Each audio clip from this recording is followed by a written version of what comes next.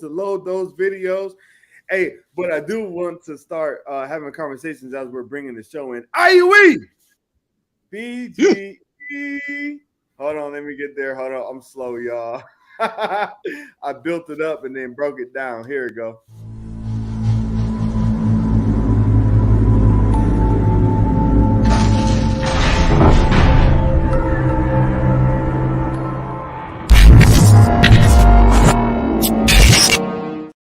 Oh, it's so beautiful. What's up, everybody? What's going on out there? It's Iuwetalk Sports Live crew here for you today. And we got some topics that we're going to break down for you in the sports world. We're talking baseball, basketball, Cavaliers, USFL. We got everything you want to hear, everything you need for today. But first, we got to talk about these Cavaliers, these Cleveland Cavaliers, and what happened in this playing game. I know it's sad, boo-hoo, but yo, the future's looking great. It's looking fantastic. Joski Doski with that big ass check back there, boy. What's up? What did you think about the Cavs? And say what's up to the people. What's up, everybody? Happy Monday. I know that's not a real thing, man, because it's still such a long week ahead, but I'm gonna use it anyway. So yeah, I mean, I completely expected to let Hank go ahead of us, but some things came up and he won't be making the show today. So I figured everybody would have a lot more to say than I did. My take on this is a little bit different than just, I guess, the Cavs themselves. For one, congratulations on a great season. I mean, they had an amazing season, but I'm going to criticize a little bit here, actually. Bickerstaff's rotation, man. Not okay with it. To me, it kind of seems like they threw that game. I'm going to be honest with you, because when you start looking at some of these players who didn't get minutes, I don't get it. For one, we can talk about Kevin Love, who is the only guy that's on the team who has reasonable playoff experience. He has elimination game playoff experience, as everybody knows. I mean, look, we know about the whole 3-1 against the Golden State Warriors. They came back. He had the stop or whatever, whatever it was. Why did he only play 10 minutes? And in those 10 minutes, I believe, what was it? He shot 50% from three, and he had 4 rebounds in those 10 minutes. So it seems like he was pretty efficient. Why the hell is Kevin Love only playing 10 minutes? Then you also have, what's his name? Lamar Stevenson. It's Chetty Osman. They're both pretty good defenders. They can both randomly spark and give you 10 any night. Why aren't these guys on the floor? It almost seems like they gave that game up because you should have been using every single resource you had on the roster. They just didn't do it. So, I mean, it was an amazing season, but I'm also wondering, did these guys just decide? I don't even know if there's an advantage to them. I mean, is it a better draft pick, or did they just know that they had no chance against Miami? So they were like, hey, we got here, so why even risk it? I don't get it, man, because, the way that game started off, they looked so amazing. If you play some of those other guys, I just think that you can maybe slow down what Atlanta was able to do, especially since they lost what's their center's name? Guy from Houston. No, the center for Atlanta, Capella. Oh, I think Capella went down that. Yeah. And we don't like to see injuries, of course, but even then, you wonder, how did they let that game slip? I mean, they shortened up their bench, and I just think they kind of gave that one away. And truthfully, if you ask me, Bickerstaff, he had an amazing season. No one's going to question him about this because of how good of a season it was, how unexpected of a season it was. But let something happen next season where the rotation seems like it's an issue, and people will point back to this. No, I understand that. I get that. The only thing that I could possibly say to defend what he was doing was that maybe it's possible that he was overthinking the situation because of the severity of the situation, because he really wanted to get into playoffs. Every one of them wanted to get into playoffs. But it's kind of like a Kevin Stefanski thing. When it started going south for the Cavs or for the Browns, everybody started talking about play calling. Everybody started talking about rotation. You know why that is, right? You know why that is. Losing does that. That's winning. Winning does that.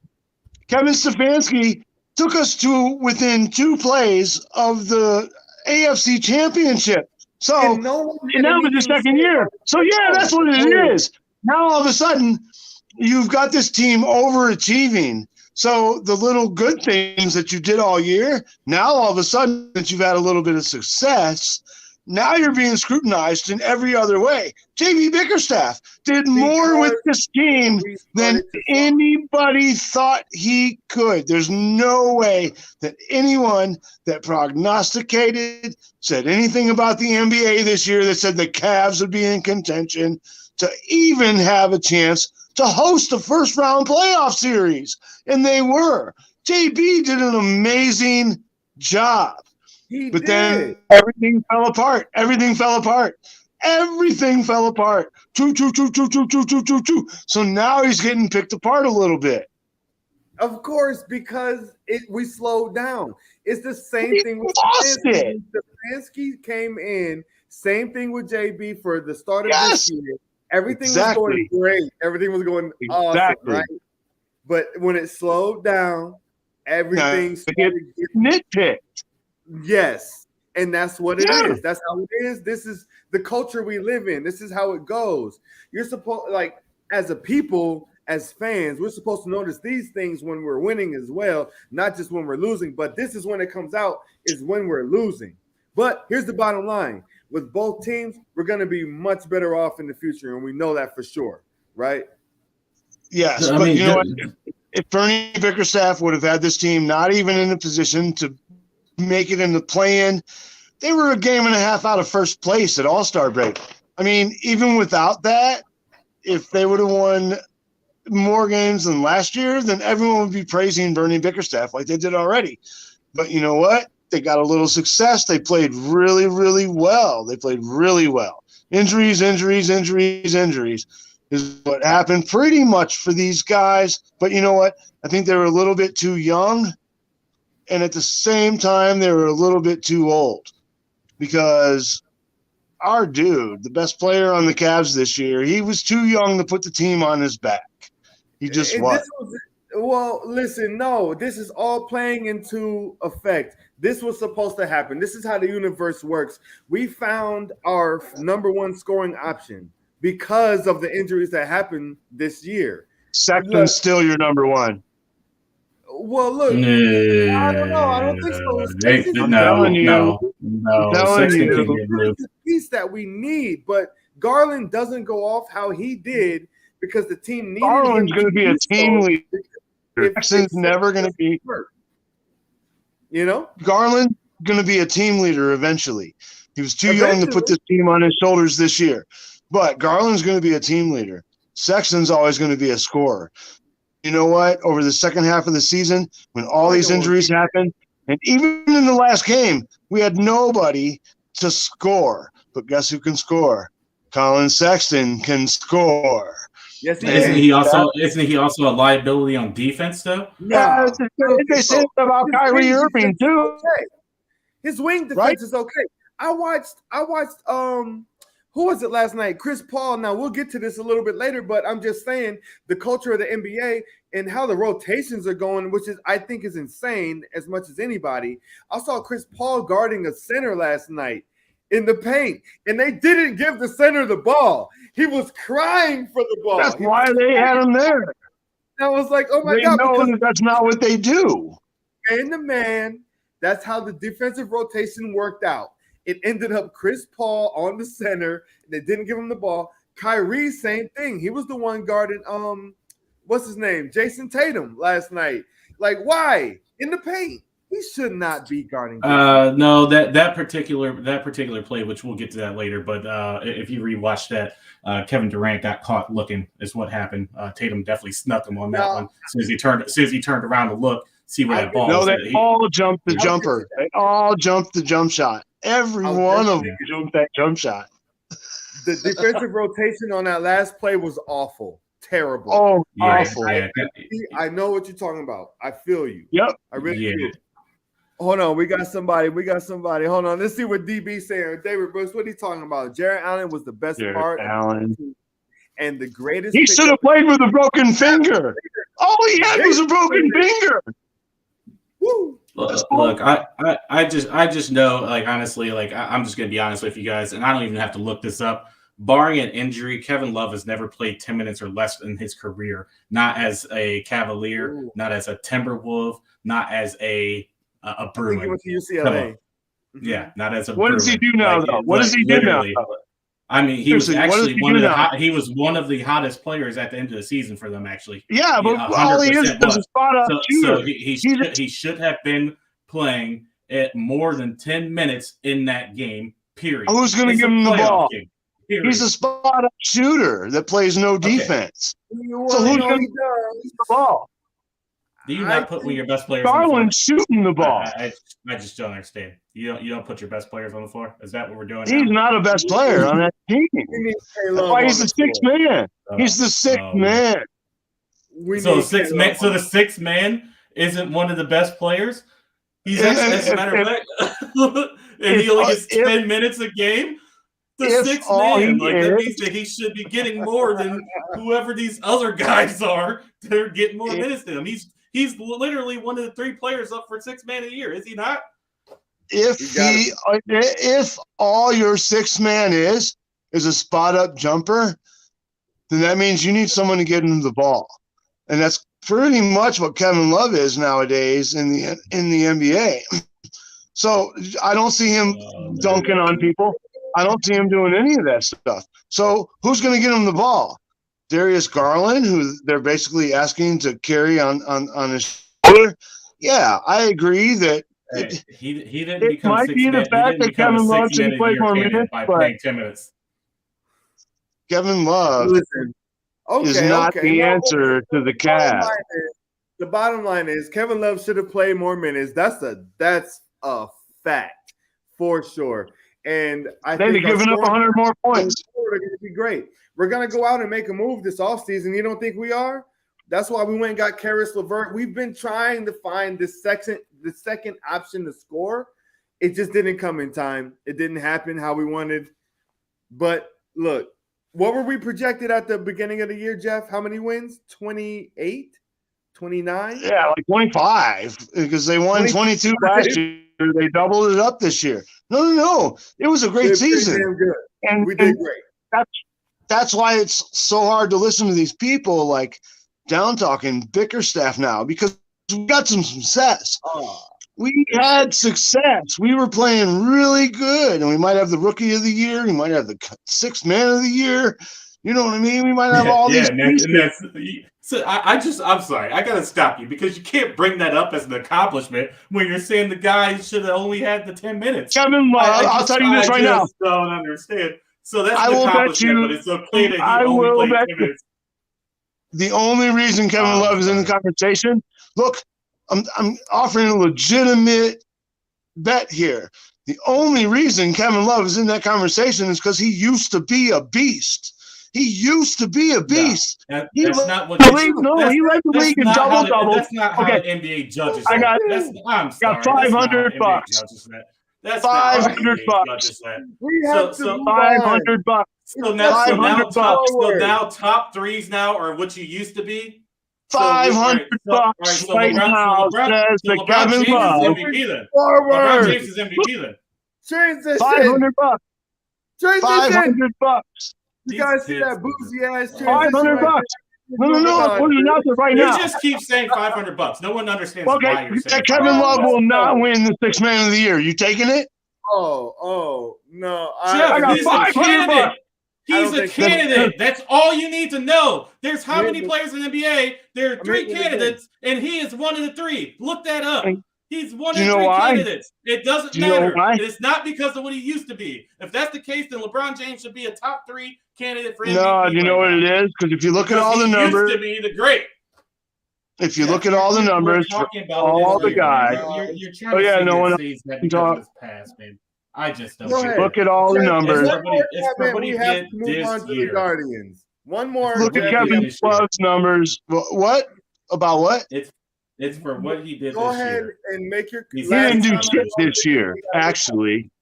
Okay, well, I guess no one else wants to.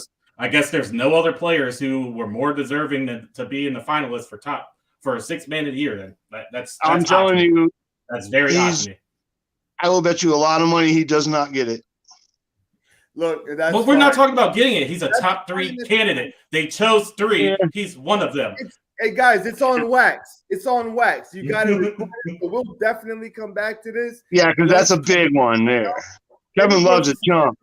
He's also be related hold on. To the knowledge of a player that possesses to guide that he's trying to teach all the starting 5. But here's the thing. When he's there. When he's there. Wait, do you remember Lindsey Hunter from the Detroit Pistons when they were really good with Rip Hamilton and Ben Wallace and Rasheed Wallace and Chauncey Billups? Lindsey Hunter brought that team together, right? He absolutely did. That team does not win the championship without him, and that's exactly what David Brooks is talking about right there. But we're going to talk about those Guardians. Hey, I feel like somebody owes me money every time I remember to say Guardians. No, for real. Seriously, you just broke like I'm 34. I've been saying Indians since I was like 6 or so. So that's like 20-some years, 28 years of me saying Indians. And now I've broken it. I'm saying Guardians now. Thank you. I'll congratulate myself. But these guys got off to an amazing start. Fantastic. They've been doing awesome. There's some surprises on this team. There's some surprises in our offense. We did, however, just get swept by the San Francisco Giants. Okay. All right. Listen, that's okay because we aren't going to be the same team we are now in the latter of the season. It's not like that. We're going to be just fine if you ask me, if our pitching can stay healthy. But Jeff, what have you seen from these Guardians so far that's impressed you the most? And then we'll go to Joe, and I'm going to be back in 1 second. Nice. And it's not really about impressed because it's been a little bit of the good, bad, and the ugly. And it started going to 1 run, in the first 2 games. And then it went on a little run. Actually, Jose Ramirez went on a big run, and he became the first player of the year, player of the week, whatever they call it now. But that was good. They won 4 in a row. And then the ugly is getting swept in San Francisco and not even, putting up a chance. I don't know. I almost see the Guardians as a little bit of what we saw with the Cavs going in. And they have some players to overachieve, just like the Cavs did. But I don't see the Guardians. And it's so hard for me to say that. But I don't see the Guardians in the mix at the end of the year. Hopefully Bieber is in the mix for Cy Young, but that's because you're on your fantasy team. Yeah, I had to. I made some groups in my thing, and he was one of the ones that was left. And I said, if these 3 are here, I have to take him. He's way better than Zach Wheeler right now, and he was in the same group because Zach Wheeler's gotten rocked. His ERA is like 37. Anyway. Good, bad, ugly. And I think we're going to see that all year long with the Guardians. They're too young. Quan has been amazing, but, we all know what numbers look like year to year, week to week, month to month, and there's no way he can sustain. Anyone. Exactly. Anyone. So I hope they stay competitive in the division. I hope they stay competitive, but I almost see them going by the wayside of the Cavs this year. I think they're going to stay competitive, and in the last couple months of the season, they're just going to slide away, just like the Cavs did. So that's what I say. No way. That's not going to happen, dude. It's not going to happen, and I'll tell you why it's not going to happen, because this team has pitching. If we can stay healthy, if we can stay healthier than last season. And I think that's a big goal because I don't think, has anyone pitched over 5 innings this year for the Indians? I don't think so. I really don't. But there's not a lot of pitchers that have gone over 5 innings in the major leagues this year. Well, there's plenty. Everybody, yes, there's some, but not nearly how it has been. Runs are way down. The bats are ice cold. This is a great time to only throw your pitchers 4 or 5 innings. I'm telling you, we're going to be fine if we can manage our guys correctly, and I think Terry Francona is going to do this. Hold on. What's Andy talking about? The Guardians stink. How? No, we don't. Stop it. We're going to win a lot of games this year. 3-2, 4-3, 2-0. We're going to lose a lot of close ones, and we're going to get straight up waxed in some other ones. Okay? Our offense isn't great. We can manage runs. We managed to make runs with Lonnie Chisenhall. Remember him? Are you kidding me? We had Bradley Zimmer. We had who's the number 2 pitcher? Zach Plesac. Oh, that's why it's not going to happen. Come on. This dude sucks. Tristan McKenzie. Volley got rocked. You don't remember how McKenzie came on? McKenzie got rocked. Okay, fine. We'll go on wax right now. Who wants to take me? Indians and win the wild card. We're not going to win the division. We'll win the wild card. Bucko. Bucko, fine. We take it for a Bucko. Man, this is ridiculous. Listen, real quick. Wow. Jose Ramirez is leading the league. This is as of yesterday. I know it's probably changed since then, but I ain't looked at it today, so whatever. Owen Miller was leading the league in average. This guy has come out of nowhere. Not out of nowhere. We saw the steps that he was taking at the end of last season. Owen Miller started getting a lot of playing time. He started balling out. He's doing his thing right now. He's smashing the ball. Jose Ramirez is number 2 in average as of yesterday.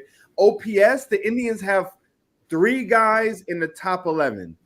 Stephen Kwan has come out of nowhere and really given us a boost, and Fran Mill hasn't even gotten going yet. We know what Fran Mill can do. I mean, come on. Look, we're going to score enough to win games. We're going to pitch well enough to win games. We're going to be in the mix, dude. We're going to be, for sure. Joski with that big-ass check back there, boy. What you got on the Guardians this year? So I switched hats for you guys. I mean, this is the best you guys get. I'm not buying a Guardians hat. Look, I did my research on Saturday. I don't think much has probably changed since then. I don't really know, but they are the second best team in run differential right now, only behind the Mets, and I think their run differential is plus 20, which is pretty immaculate. It's not even close to the second team in the AL. So, props for that. When it comes down to it, though, I guess this is kind of setting up unexpectedly, just like for the Cavs, be a good season for the Guardians, I guess. But therein lies the problem of how many games of baseball there is. And I've been repeating this over the past several weeks. And Andy, if he were on the show, would say the same thing. Whatever. We're less than 10 games in, which means there's 150 games left to be played still. So I can't buy in anything on baseball yet. Nothing. This isn't just the Guardians thing. This is everyone. I can't buy into any of it. Come on. Sure, it's a nice start. It's a great start, but I just congratulations. Love it while it lasts. I just don't know if it's going to last. Well, listen, look, you're absolutely right. But listen, this is what I'm saying. The games on the schedule, the amount of games on the schedule doesn't make a difference when it comes to how we're balling out right now. Look, when we came into the season, every single analyst on the radio, on TV said we're not going to score and we're not going to do this and we're not going to do that and blah, blah, blah. Bam. Here comes Stephen Kwan not missing a single pitch for 5 straight games, 116 pitches straight that he did not swing and miss. I don't give a damn what part of the season it's in. That is absolutely incredible. if you watch this guy hit. So what's his average going to be at the end of the year, Drew? At the end of the year, he'll probably hit like 260, 265. Yeah. So he's going to miss a lot more balls between here and now. Here and then. No, that's fine. His on-base percentage is going to be 386, 380, 390. He started those first 6 games. He's going to have more walks than Carlos Santana. He's going to break Carlos Santana's walk record in Cleveland. I guarantee you that. He's a better hitter than Carlos Santana. Wow. Carlos Santana's a 240 hitter. Carlos Santana's a 240 hitter. He hits home runs and he walks and he gets on base. But Kwan is more like a 260, 270 hitter. Andy's got a take for you. Oh, he hasn't had a hit since that streak. Yeah. 190. Thank you, Andy. Thank you, Andy. That ain't even right, man. It's true, though. Guardian haters. Where y'all coming from with the Guardian? That's not a hater. That's real baseball.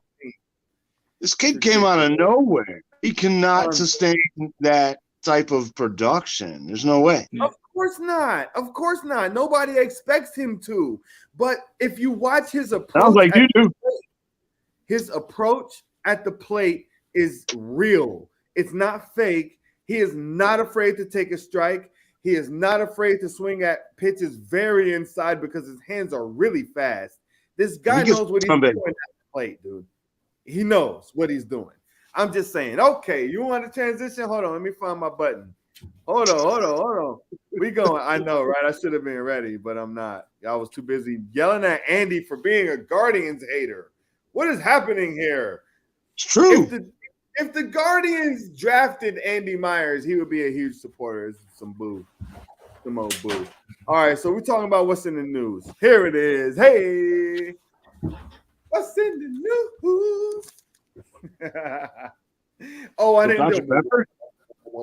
There we go. Okay. You got Diet Dr. Pepper over there? Holy cow. That's what you sounded like. You sounded like the Diet Dr. Pepper guy. Oh, well, no, I have to make my own sound effects because the graphics didn't win any for some reason, so I figured I'd just do it manually. Still working on it. I ain't scared. All right, so we're talking about NBA playoffs in the news segment today, guys. Okay, so real quick, for anybody who missed it, I'm gonna lay it down for you what's happened, and hopefully you can help me out with what happened with the Pelicans and the Suns. But the Heat beat the Hawks 115-91. That's who the Cavs would have been playing. The T-Wolves whooped the Grizzlies. Hey now, 130-117, even though that game was very entertaining up until the last minutes. The Celtics take down the Nets. I know y'all can't wait for that one. That was 115-114. Jason Tatum hitting buzzer beaters right up under the rim. And then what happened? The Bucks beat the Bulls 93-86. And what happened with the Suns and Pelicans? I missed it. I believe the Suns won. I don't know what the score of the game was, but I saw that Chris Paul actually had a really good game. DeAndre Ayton went nuts. That one was kind of late for me. That was a little late for me. Yes. Your boy got to get up at the ass crack at dawn. You know what I mean? My eyes was closed, and it's all gravy though. But 110-99. 110-99. Oh yeah. Wow. Okay. So they got it back a little bit because the Suns were whooping on them when I fell out. They were absolutely whooping on them. Jeff, what you got on the NBA playoffs so far? Favorite game, favorite moment, anything like that? Well, it hasn't been a lot of moments other than the Cavs not being in the playoffs right now. But I did watch the last. Talking about old stuff. I did watch the last night, and you know what? That's crazy too. Because without the play-in games, the Cavs were in the playoffs this year. They would have been the 7th seed and in a series. But the only game I did watch, and I watched the last 9 minutes of the Boston game, Boston-Brooklyn. And, man, Kyrie did put it up.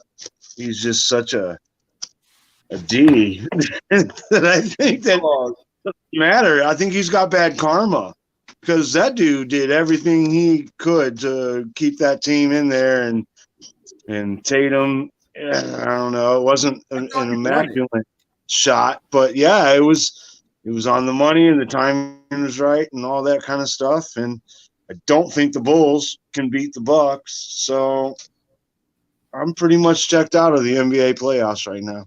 Why not? Why don't you think the Bulls can beat the Bucks? They held the Bucks to, what was it, 93 points. That is and lost. That's not a fluke. Did you just say luck? He said he held them to 93 and they lost. Oh, well, yes, they lost. Yeah, they won. It's game one, Jeff. It's game one. But that's probably the best they're gonna do. Oh boy, maybe. I'm pulling for the Bulls. I think they're gonna be just fine. I think they'll make the series interesting. White Mamba, is that what they call it? White Mamba. He was balling. Joski Doski, I see you just text me, but would you go ahead and give me your take on the NBA? Oh, I just text Andy. Actually, I think he might be jumping in for a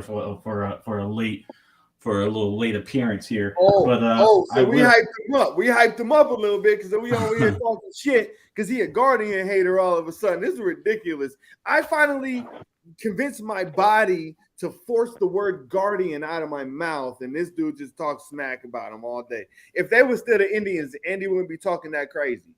Look, Andy hates everything Cleveland other than LeBron James. That's not true. He'll be on here to defend himself here shortly. I don't think so. I'm sorry. Go ahead. He loves the Browns, man. He loves the Browns.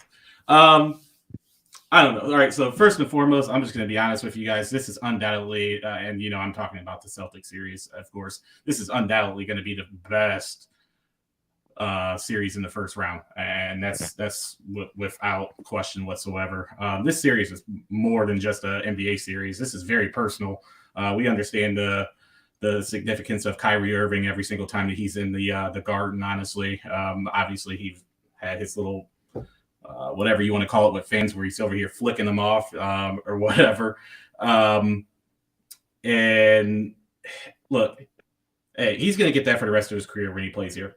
He shook him completely. He told everyone that he wanted to return as long as everybody wanted him there, but then he bounced and he went to a division rival. And then you look at his sidekick, really, and that's KD. KD pretty much played the Celtics out too. Remember when he became a free agent before he went to the Warriors, he was actually hosted by some of the biggest names in Boston sports history. Big Papi took him out. Tom Brady took him out. And then the guy was completely expected to sign with the Celtics. And then one day we wake up and he's signing with the Golden State Warriors, which not only Celtic fans hate it, everybody who was an NBA fan hate it. So, neither one of these guys are going to get much respect. But just to kind of get to the game itself, look, this is a team that was, I think, 9th place at the end of January. They finished the season 2nd. And I think everybody tried to count him out when Robert Williams went down. I even kind of lost a little bit of faith when Robert Williams went down. And even when they were at the end of January, I kind of was wondering whether or not they would actually make the playoffs or if they were going to be one of those play-in teams. So that the turn that they made is just magnificent. And I'm going to be honest, I didn't watch a lot of games because I'm a really, really big person when it comes to superstition. It seems like they were losing every time I was watching, and they started winning when I wasn't. So getting to watch that playoff game, because I couldn't actually avoid watching it, I got to see what the hype had been about since the calendar month switched to February. And the defense and the overall team play all together is just immaculate. If you guys started that game and watched it, you guys will see what their defense was able to do to really get to KD. And honestly, they were getting to Kyrie too, but I think all the booing really gave him some motivation. He turned it the hell up. And I can't knock what he did. I don't like the dude. I don't like the dude as far as I could throw him. I'm done with him. The way that he played Cleveland, the way that he played Boston, and how just stupid, I'm just going to call it, how idiotic he is. I am completely done with Kyrie Irving as an NBA player, as a person, all of the above. but he showed out. Like, he went off. He had 39 points. He scored 18 in the fourth quarter. Like Jeff said, he did everything he could to win this game. But what's spectacular about that is that the Boston Celtics, not just one player, because Jason Tatum definitely played an amazing game, but the Boston Celtics as a team did everything to make sure that he didn't win that game.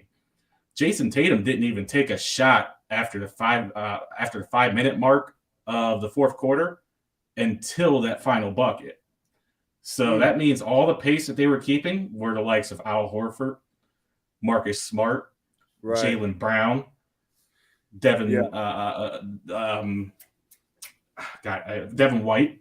You know, like this team is actually set up to compete. You know, they're very, very, very spectacular. Marcus Smart is the defensive player of the year. Don't at me, 100%. I'm looking forward for this team to actually make like a huge run. But I'm actually, what I'm going to do, and this is very unexpected probably. I do have the Celtics winning this series, but if they don't, it doesn't matter which one of the two of these teams comes out of this series. I'm actually going to go as far as to say one of these two teams will make it out of the Eastern Conference and be in the finals this year. You know what? It kind of does feel like that, doesn't it? The way, hey, there we go.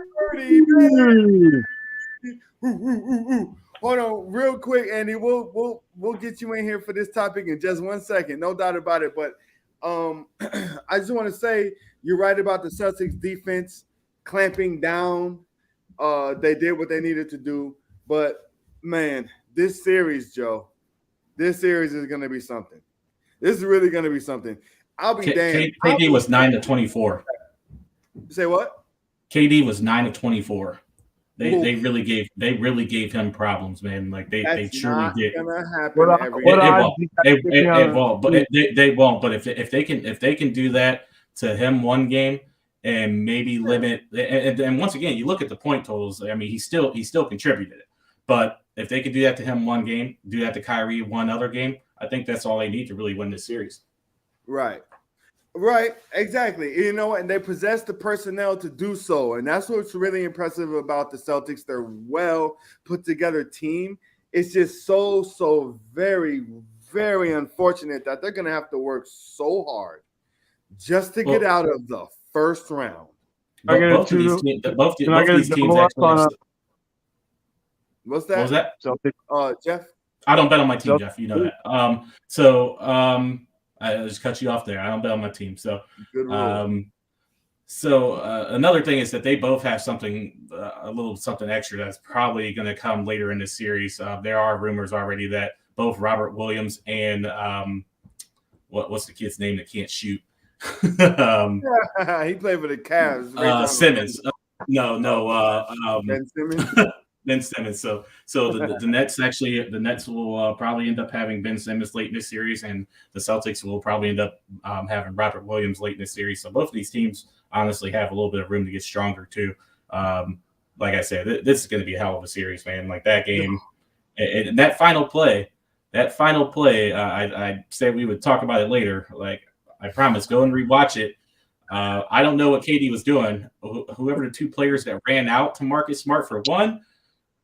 Running out to Marcus Smart for three, like, don't get me wrong, he's probably our most improved offensive player, but I'm not running two guys out on the 3-point line at the end of the game, and they both been on it, got them out of the play.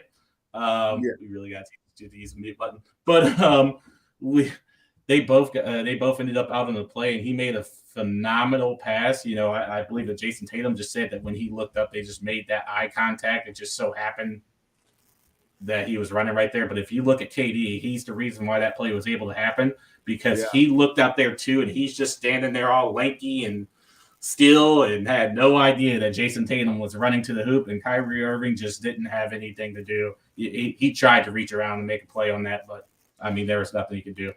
Right. You know, and I was arguing the whole time. I thought Jason Tatum should have gotten the ball with about 5 seconds left because he was wide open with his hand out at the 3-point arc. That's like, right. Give me the ball. And the ball did not go to him, which obviously ended up working out because the guy that got the ball behind the 3-point arc attracted the defense, and Tatum went right to the hoop. There was no defensive rotation whatsoever. None. It was just little old Kyrie down there trying to guard Jason Tatum. It's like, wait, what's happening here? I think it happened so fast because Jaylen Brown drove in, and then they pretty much they closed out on him. He flings it out to Marcus Smart, and then that's what I'm saying. It's like Marcus Smart. That's not the player that, I mean, if I'm almost any team, I'm probably letting him take that three, and if he makes it, I live with it. But those two players just reacting as quick as they could, both ran out there, and I probably give MVP of the game to Marcus Smart for not taking that three, because that's something he probably normally would have done. Man, pump faking and going in was the most amazing thing I've ever seen, because I was terrified. Great decision. And when he didn't take that three, man, I was extremely happy about it. But yeah, I'm glad they didn't give it to Tatum. He doesn't have the greatest track record of making game-winning shots. So I mean, he gets it on the layup, and I like that. I'd rather them do this as a team, because no one needs to play hero ball. That's not what's going to get them anywhere. They turn that corner at when February hit by stop playing the whole hero ball thing. They play as a team. So the ball ended up in Tatum's hands, which worked out for us. But I'm glad that they didn't give him that ball with 5 seconds left and just say dribble it out and take the shot. Jason Tatum traveled on that play. He traveled. He traveled. Yeah, Jason Tatum. Don't play up. He traveled though. Maybe he did. I haven't seen it. I'm not going to say he did. I'm not going to say he didn't. But for anyone to sit here without dribbling the ball. But for anyone to say anything about traveling, I just know it can't be you. No, he traveled. Say what it is. He traveled. I don't like either of the teams playing last night. He traveled. That's all there is to it. But they won the game on the defensive end before that. It was a crab dribble. He didn't even dribble the ball once. He did not dribble the ball. He caught it and spun without dribbling. Think about that. We'll call it something else, a different type of dribble. We'll just make up the dribble. Whirly ball? I'm not calling that a travel. Yeah, I mean, go watch it again. Go watch it again, Drew. He traveled. But, hey, like I said, they won that game on the previous play, man. They clamped up those dudes. Right. Exactly. Just like you said, they won the play on the previous play. Yeah, the defense came out for sure. Not letting Kyrie shoot was probably the winner on that one, because they did. I'm so glad that they just doubled him up, because that man was, like I said, he was on fire. Can't stand him, but hey, I got there's certain performances you got to tip your hat for, man. Kyrie Irving played amazing. Still hate him. Yeah, he's gonna be playing amazing because he sat more than half of the year. The same year, 2016, Cleveland Cavaliers win the whole ship. It was amazing. Kyrie Irving missed the first 2 months of that season. That's why he could play in the finals, because he wasn't playing that whole time. Dude can't make it through a whole season. It's just what it is. But when he's on the court, oh my goodness. Birdie, baby, I'm not sure if you were caught up, but we've talked Heat, Hawks, Celtics, Nets, Bucks, Bulls, Suns, Pelicans. We haven't gotten to Sixers, Raptors yet, or T-Wolves, Grizzlies. So either any of those games, your favorite moments and stuff you have beef with or whatever. I'm just gonna say Andy called the Timberwolves. I'm just gonna throw that out there. Mm-hmm. He definitely did. Anthony Edwards. Watch for the Timberwolves in this series. I like them in this series. Now, what I'll say is the only thing I got beef with is how Trae Young played in Game 1. It's like, dude, why couldn't he have played like that against the Cavs? Yeah, I don't really understand. It's not like they were locking him up. He had Kyle Lowry defending them. Like, I don't understand. I don't understand why he had to do us so dirty and then completely no show against the Heat in the playoffs. Other than that, I'm not really overreacting to anything that happened in these game ones. The Warriors looked pretty good. Steph Curry only had 16 points, didn't play a lot, and they still dump truck the Nuggets. So that's a concern for Denver for sure. But no real concerns. The Raptors had no chance, especially not with Scotty Barnes now. Him being hurt is a huge blow to them. If you don't watch Scotty Barnes as a rookie, he's a beast. Probably going to win Rookie of the Year. I'm not sure. It's either going to be Evan Mobley or him, but probably him. He's had a heck of a year, so him going down was big. I don't think he's playing tonight. But other than that, yeah, I like the Wolves, and I'm not overreacting to really any of those games. I think if anything, the Celtics snuck away with one. That's how you got to feel. The Celtics snuck away with one. If they would have lost game one, then they're looking at most likely being down 3-1 in the series in a heartbeat. So wow, they snuck away with one, and now they could easily make it 2-2, and then we'll see what happens from there. Right, exactly. And you know what? That series is going to be so close. But, dude, I didn't catch how many total lead changes they had in that game, but it was 17 in the first half.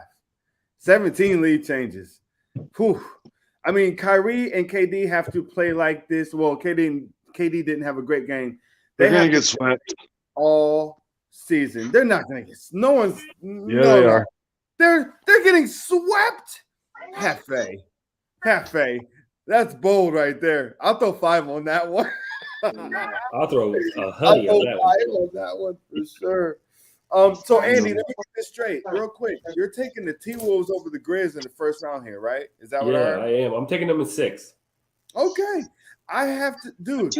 It's hard to go against you on that. After watching the T-Wolves, I haven't watched a lot of Timberwolves basketball this year, okay? I'll admit that. I'll go ahead and throw that out into the universe. They're not talked about at all, man. They're not talked about at all, but they got a bona fide big 3, I think. They do. Anthony Edwards and D'Angelo Russell. I think they're nasty together. So just watch it. I'm not saying they're going past that, but the body control. Yeah. The body control. Those Euro steps. I could have sworn he was going to travel so many times, and I was like, oh no, that's just an amazing move. Oh my God, he did it again. Wow, he did it again. It's like, what? Yo, he's really good. Where did he go to college? I don't mean to put anybody on the spot, but I have no idea. Wow, he did it again. Uh-oh. We got some feedback from some awesome host yelling and screaming like a maniac. But regardless of where he went to college, that dude's a monster. Any other comments on this series? I have something here with the Bucks Bulls. Did anybody notice that Giannis got pulled out with 1:30 left in the game? What was the game close? Yeah, they were up 2. They were up 3 with 1.5 minutes left. He did not come back into the game until there were 15 seconds left. What is something going on at the free throw line, man? Dude, they were headed back down on defense. They had just converted offensively. They were headed back down on D. Timeout was called. Giannis got pulled. What is I don't know. He was in foul trouble, and he actually really should have fouled out, truthfully, because they called. It was a clear over the back. I want you guys to look at this play when you guys get a chance to. It was a clear over the back on him, and they called the foul on the player whose back he went over. It wasn't even close. But yeah, so I think they took him out to make sure he didn't foul out in case they. I don't know. I don't really know because even then at that point, but he should have fouled out of that game. I'm just gonna be honest. Okay. Like I watched that play a couple times when I was looking at highlights, and boy, did he go over that man's back. And when they called the foul on the other guy, I was like, yeah, there's superstar calls and there's just calls that can't be made. I'm just like, don't call anything there. You know, it's just disrespectful to slap the other player in the face and put the foul on him. Someone had the nerve to say it was probably a makeup for a foul that shouldn't have been called on him earlier in the game. I was like, I'm not trying to hear that. Oh yeah. Oh boy, they're getting into all kinds of levels and layers there. All right, we're moving forward, march. We're talking about. Oh well, first we'll talk about what Dave Brooks just said here. All I know is Cat is the most dominant player in the playoffs. Whoa. Hey, now that's a bold statement right there, right? Yeah, Cat, I don't know if I agree with that. He's really good though. He's nasty. That dunk he had, I don't remember who he posterized, but everybody. Who would you say? Everybody on that whole team. Oh, everybody, yeah. No, it was nuts. I'm hitting it again. Hit it. Bam. We're transitioning. Okay, so we're talking about what was next on the docket? Oh boy. Baker Mayfield will not, cannot, absolutely is incapable of closing his face. He has to continue to speak. He has to continue to speak publicly. This is bad news, guys. Even like I have a very interesting take on Baker Mayfield in this particular situation, but I'm gonna throw it to Birdie Baby and see what he got to say about this Baker Mayfield podcast appearance and what do you think, man? What do you think? I just think the guy cannot keep his feet out of his mouth. I just don't think it's a good look. I just think that if he would just shut up, I think that he would be served a lot better. He went on basically national podcast, whatever this was. I'd never heard of it before this, to be frank. But it got a bunch of pub, and so I listened to it. I listened to the whole thing, and he cried, he whined, he cried about being hurt, about they disrespected me. But in the beginning, talked about how it was a cutthroat business. So which one is it, man? Is it a cutthroat business, or did they disrespect you? I mean, it's one or the other. I think I just think that he's in a hole and he's taking a shovel and digging himself deeper. I mean, he's self-admitted that nobody wants him. Nobody out there wants him. And the Browns are in a bad spot because they're going to end up having to pay a lot of money and probably give a draft pick. They're going to have to do a Brock Osweiler backwards. If you remember, the Browns had to pay for Brock Osweiler. That's what we're going to have to do. I'm sorry, the Texans had to pay us for Brock Osweiler, and that's what we're going to have to do. We're going to have to pay somebody his salary, at least 50% of it. I'm guessing. And I just think that I don't know. He's just all talk to me, man. He should have just gone off this social media thing like he said he was going to, and just shut up, man. And you, like Brooks said, you'd probably be on a team already. Right. Exactly that. Right. When Baker came out, and I expected that to be the last I heard from him until next season. His arm was in a sling. He was saying how he was going to be straight for next season, and he looked forward to it. And then I was like, okay, perfect. Shut up right now. This is it, Baker. You're done. Don't talk anymore. Oh, boy. He kept on talking. Hefe, you got anything about what Baker Mayfield was talking on that podcast? Oh, you're also Fryer mute. All right, hey, got it. Look, man, I was kind of the one that was on Baker's bandwagon a little bit last year, more than anyone else on the show. And look, I don't know if it was injuries. I don't know if it was whatever it could have been. There's a lot of things that go into torn labrum. Like a real one. And you know what? You shouldn't play. And so who knows what all these things went into this. I think Baker's a little bit better than especially the record of this year. And unfortunately for him, that's the record that everybody looks at. What have you done for me lately? And he was pretty much the worst quarterback in the NFL. And that's why he's not really getting a landing spot right now. And I don't know. I like Baker Mayfield. I think he's, like I said, in last year when I was pumping him up a little bit, I do think Cleveland liked him. I do think his attitude is win, and I'm the underdog, and I'm this, and you know what I mean? And I think you can buy into that if you do it right. And he might be going over the top a little bit as far as the fan base talking about embracing him rather than just F off and just go do wherever. But the point is, he's not our quarterback anymore.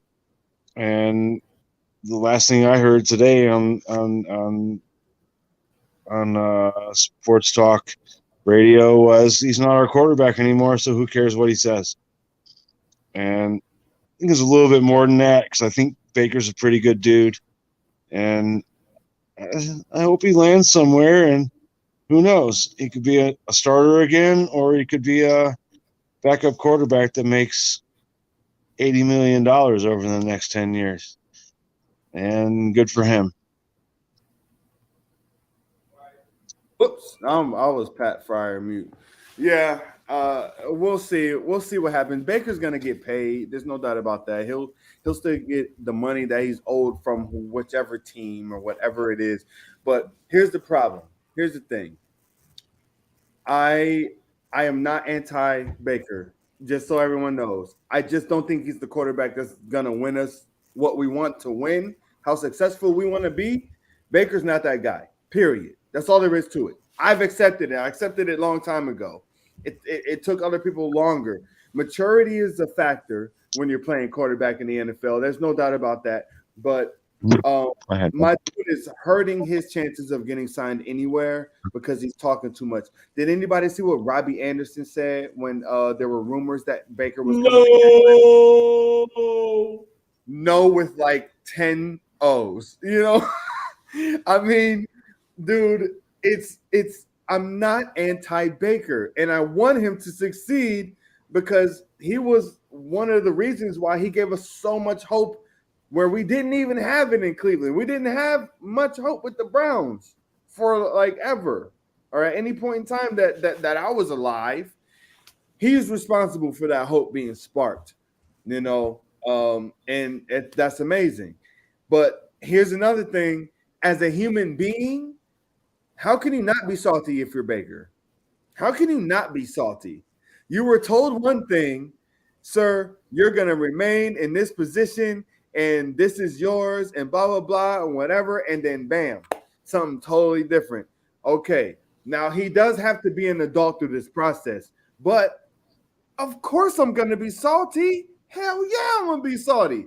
You just told me one thing and did the complete opposite of what it was. Brady, baby, what you have to say about that? I see you with your fingers up there. So let me just touch on that real quick. So there are multiple reports out that his leadership was told the truth. They came out publicly and made a statement because Andrew Berry had to make that statement. What are you going to come out and say, we're shopping this dude, he's done? I mean, you got to have some semblance of hope of getting something for him in a trade, right? You have to. And so they said that, of course. Like he said, it's a business. It's a dog-eat-dog business. It's a nasty business. So they said that. But behind closed doors, reports are they told Baker's camp the deal. They told him that they were going to go after the top 3 elite quarterbacks in this year's offseason, which they did. Real quick, though, to talk about, like, should you be salty or this? I think this thing all comes back to this, and I've been wanting to say this, and I haven't for a while. So do you guys remember that Thursday night game where it was right after the injury and Baker Mayfield came out in that week in practice and said, you know, I'll decide whether I play or not. It's going to be my decision whether I go or whether I sit. I think in that moment, the front office and the coaching staff said, bet. And they played him the rest of the year. And they played his bum ass the rest of the year, hurt, to prove to him, this ain't your decision, dude. And they made him look like trash. And maybe I'm wrong on that, but that's how I truthfully feel. That is kind of what it feels like. Joe, did you have anything you wanted to add on to the topic here before final thoughts? Yeah, I mean, it's the same thing with Baker Mayfield as it's always been, man. Like, no one really believes in this guy anymore. I think you said that you think he still could be successful, or you want to see him be successful.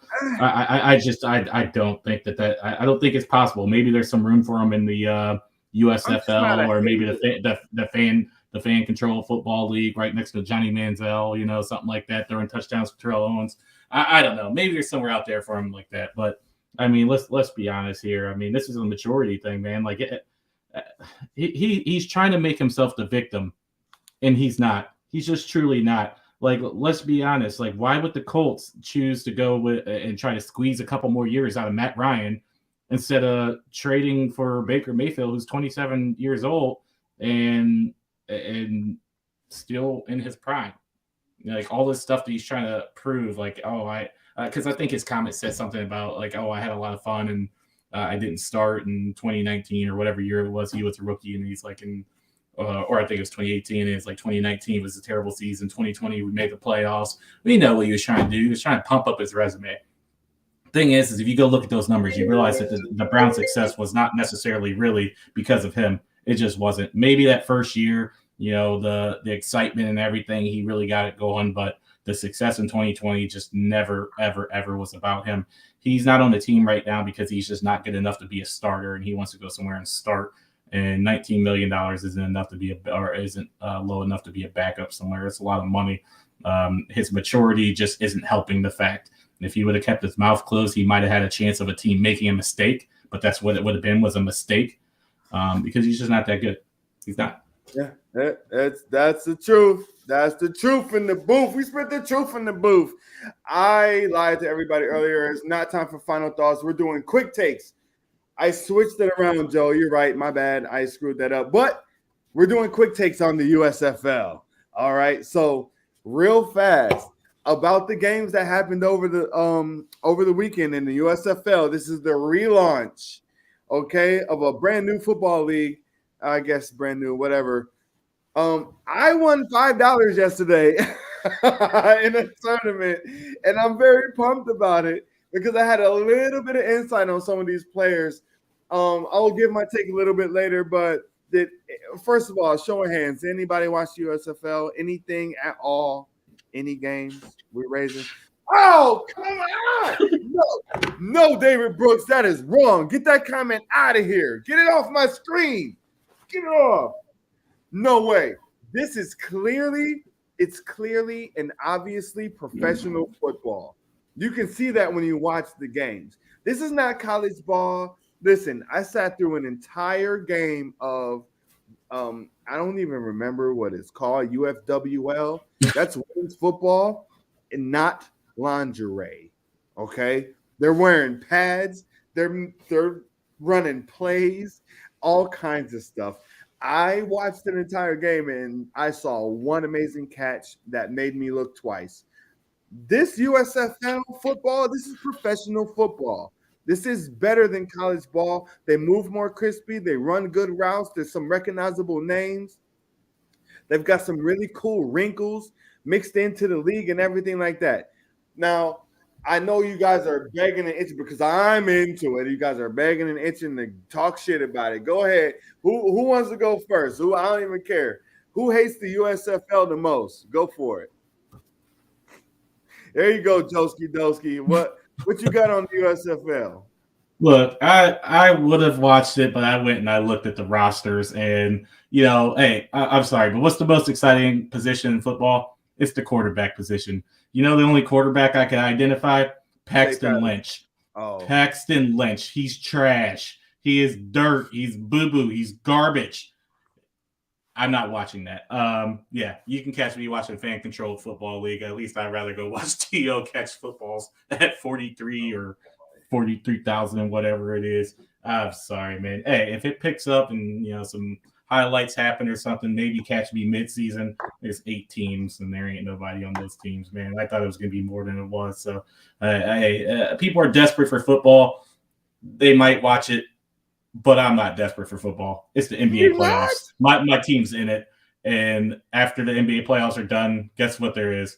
There's baseball for a little bit, and then the NFL will be back. So I'm like, I have plenty to do. Hey, well, I watch baseball in spurts. I can't watch 162 games, but what I can do is watch the first 2 weeks and be excited, cut that shit off for a little bit, watch something else, and then get back into it midway through. They hit an all-star break. I'm like, let me go ahead and fade this, and then get right back in right as they go into their little playoff hunts, and then watch the postseason. I can't do that. So, hey, my time is already heavily gapped or filled with the gaps with what I'm watching. I don't have time for something that's premier quarterback is Paxton Lynch. I'd rather sit and play NFL Madden if I miss football that much.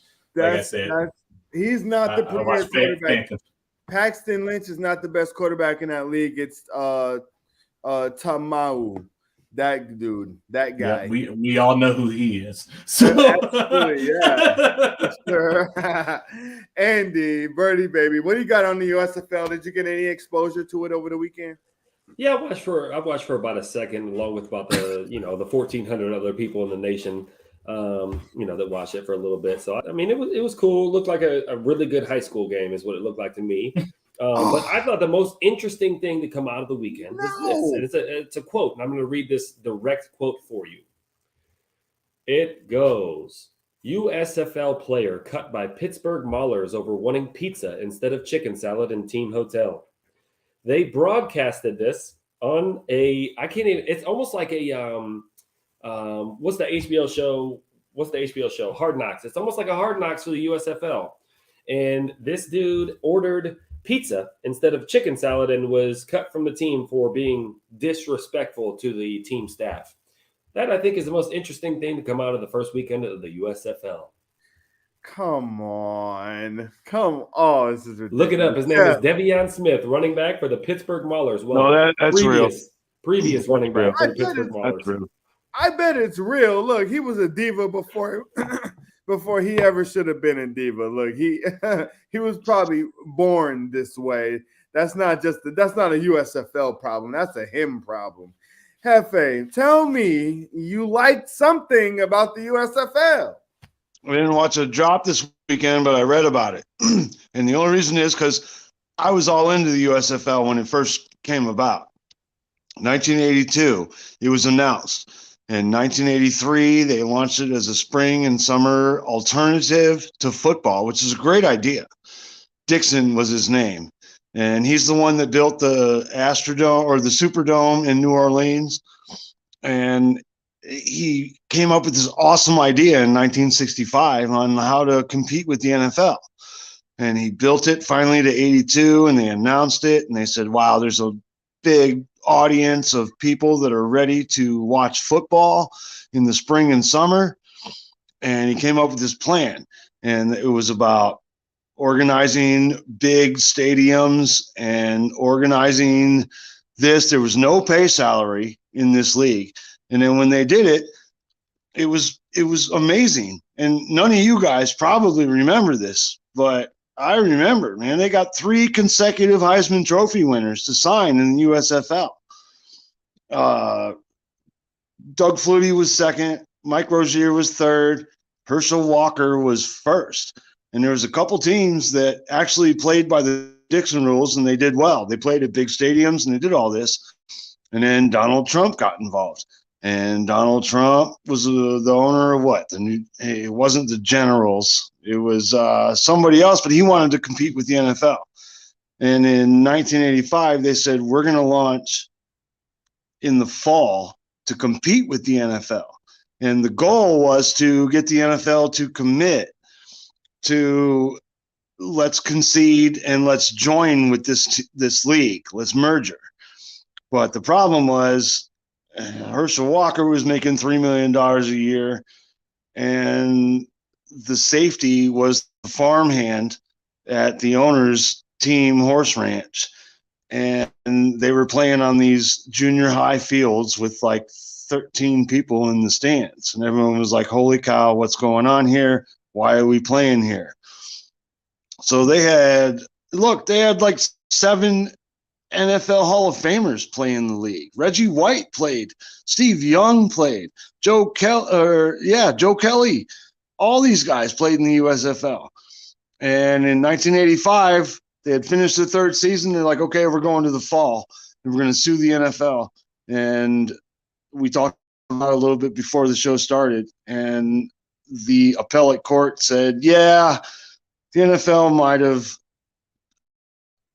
have broken some antitrust laws, but okay, USFL, you win $1. And since it's an antitrust law case, you get triple that. So they gave him $3, and the USFL folded, and we never heard anything about it until now. And I just think it's another attempt. Look, there were a handful of guys. Like I said, they had the real stuff. They had Heisman Trophy winners. They have Hall of Fame players there. But, hey, USFL isn't going to come back next year. This will be the last time and the first time you've seen the USFL since 1983. They'll have competition next year as well. The XFL is coming back also, and it's going to run the same time as the USFL. It's going to be amazing. More football. Why is more football bad? I just want to know. Secondly, guys. Bad football is bad football. It's not bad football. The kicking was bad. The kickers, who cares about kickers? Who gives a shit about kickers? Let's be real. No one gives a damn about the real kickers in NFL football. Don't care about them now because they really suck now. But the USFL the football play, the playing of the game is solid. It's solid. You just got to watch it. The routes, the everything. They've introduced new camera angles. They have drones flying all around. There's only a matter of time before a player catches a drone in the eye. If anything, it's going to be worth it to stick around and see that. Okay. There's drones all over for more camera angles. There's mics on players so that we can hear everything. We hear coaches calling plays. We hear players complaining about shit on the field. They're introducing more things to you in the game of football than the NFL would ever, because it is what it is. Right, fine, whatever. Everything sucks. USFL sucks. Baseball sucks. Everything sucks. Final takes. Leave something for the people. Give the people something that they can leave with. Joski Doski, what you got over there? And I see you. You ready to say something over there? I just had to wake up real quick. So I think we were telling bedtime stories. Just going to put a definition here. The sixth man in basketball is a player who is not a starter but comes off the bench much more often than other reserves, often being the first player to be substituted in. The sixth man often plays minutes equal to or exceeding some of the starters and posts similar statistics. Not 10 minutes a game. You're right. It was no Lindsey Hunter last night, that's for sure. No Bobby Jackson. Y'all remember Bobby Jackson? Woo, Sacramento. Yo, he was so smooth. Hefe, what you got is for final thoughts? Lead the people with something they can make some money with or have a better day with. Well, this might be some future money, but hey, Errol Spence, I got the fight, and Errol Spence is gonna knock out Terrence Crawford, and that's going to be the next best fight there is. Errol Spence handled Ugas this weekend perfectly. And as far as local stuff goes, David Rodriguez from the Rodriguez Boxing Gym that we were at live early on when we first started won his title bout down in Kentucky, and he's 6-0. So let's give a shout out to David Rodriguez. And look, Errol Spence is the best boxer in the world. Go Cubs. Okay. I feel you. Hell yeah. Errol Spence, David Rodriguez. Let's go. Local stuff. I'll go now. Final take. Everybody follow blackgamonent.com. Go to blackgamonent.com. Check out our content and everything like that. Follow the Iuwetalk sports page. Yada, yada, yada. Do all of those awesome things. And we'll have some more sweet graphics for you next week. Okay. Now, hold on. Before I throw it to Andy, let me throw on his theme music right quick. Rah! What's up, Andy? What you got for the people, man? Hey, I only got a couple things here real quick. I'll keep it real quick and real short. Your boy, Stephen Kwan, I was only able to comment on this, so I wanted to say something real quick. Stephen Kwan had one of the hottest starts at MLB history, and he's going to have one of the biggest downfalls in MLB history. You heard it here first. The dude is going to end up batting 190. They hyped up this, look how long it's been since he missed the ball. He doesn't swing and miss. Well, he's going to be swinging and missing a lot, ladies and gentlemen, and you heard it here first. Anyways, last thing, hammer the under for the Guardians this year because, I think they'll be lucky to win about 70 games. I truthfully believe 70 is their ceiling. But, the same thing. Hey, look, after the opening day, what about, 25, 35 people went to the games. Very, very typical of the tribe, the Guardians, the G-men, whatever we're going to call them. I still support my team. But yeah, I'm not all hyped up on Steven Squad like most of these people are. But other than that, man, everybody have a great evening and listen to these sensual tunes that Drew has blessed them through. All right, guys. Hell yeah. Now listen. While I'm finding the very end of everything right here, I'm gonna cut Andy's theme music here, and I'm gonna play this awesome, super awesome outro we got. That's exactly like the intro. I'm just gonna say the Cleveland Guardians are gonna win 87 games this year and win a wild card spot. It's going down. Deuces.